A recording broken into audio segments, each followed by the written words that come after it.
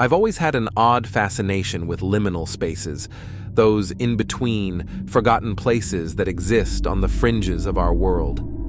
It was this fascination that led me to explore an abandoned factory on the outskirts of town, a place rumored to be haunted by the echoes of its industrial past. The factory, a colossal structure of rusted metal and broken windows, had long been abandoned by the world above. The entrance was overgrown with vines, and the once paved road leading to it had crumbled into an uneven path. I approached it with a mix of excitement and trepidation. Inside, the factory was a cavernous expanse of decay. The air was thick with the scent of rust and old machinery. I moved through the darkened corridors, my footsteps echoing in the emptiness. The sound was haunting, a reminder of the life that had once thrived here.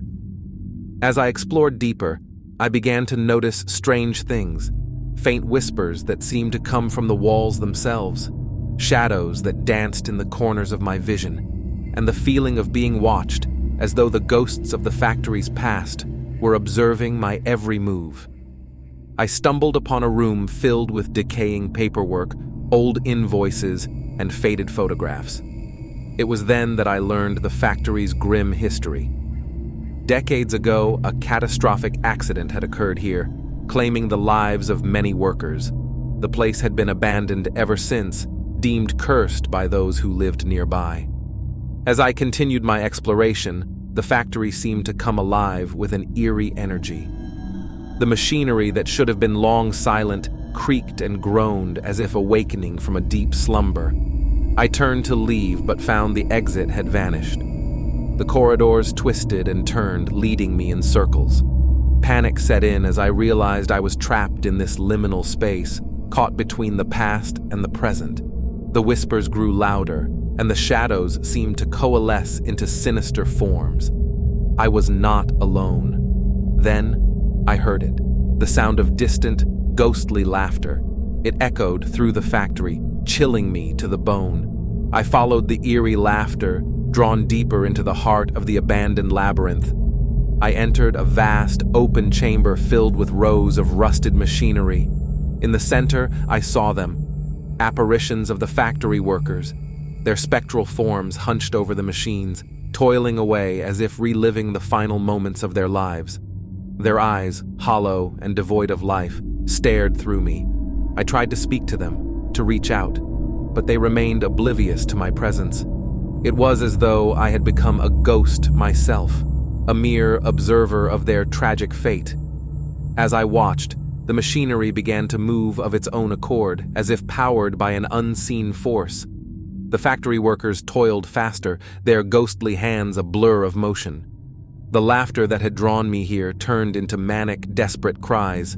I realized that the spirits were trapped in an endless cycle of torment, reliving the horrors of the accident that had claimed their lives. I had unwittingly become a part of their spectral performance, an unwilling witness to their eternal suffering. Desperation gnawed at me as I searched for a way out.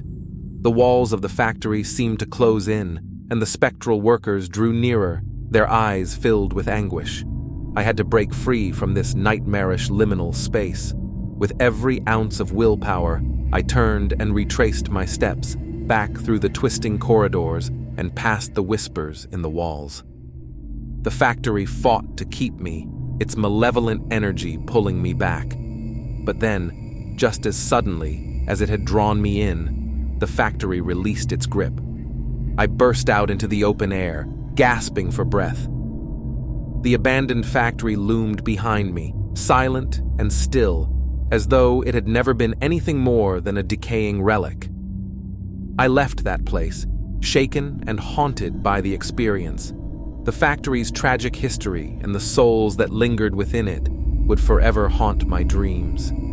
It was a reminder that liminal spaces are not just empty places, but doorways to the past, where the echoes of history can come to life, and where the boundaries between the living and the dead blur in unsettling ways.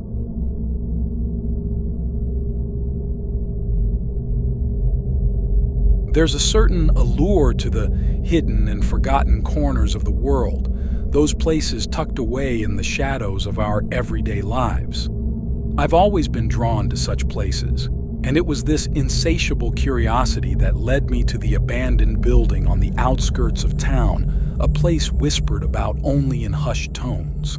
The building was a relic of a bygone era, its ornate architecture now crumbling with age.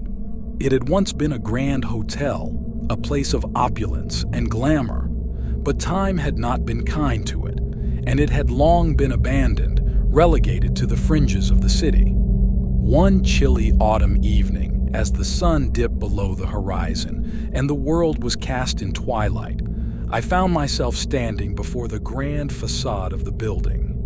Vines crept up the walls, and broken windows stared out like empty eyes. The entrance was locked, but I knew that wouldn't stop me. Around the back, hidden from the prying eyes of passers-by, I discovered a small, inconspicuous door. It groaned in protest as I pushed it open, revealing a darkened corridor beyond. The air was heavy with the scent of decay, and the floorboards creaked underfoot. I moved deeper into the building, my flashlight cutting through the inky darkness. The corridor stretched on endlessly, lined with faded wallpaper and dust-covered chandeliers. It was a liminal space, a place suspended between the past and the present. As I explored further, I became aware of a sensation, a feeling of being watched. I dismissed it as a trick of my imagination, but the unease lingered. The building seemed to have a presence, a life of its own. I descended a grand staircase, its once elegant banisters now chipped and worn. At the bottom, I found a door, partially ajar. It led to a narrow, dimly lit hallway, and at the end of that hallway, I saw it, a staircase. The staircase was unlike any I had ever seen, a twisting spiral that seemed to lead to nowhere.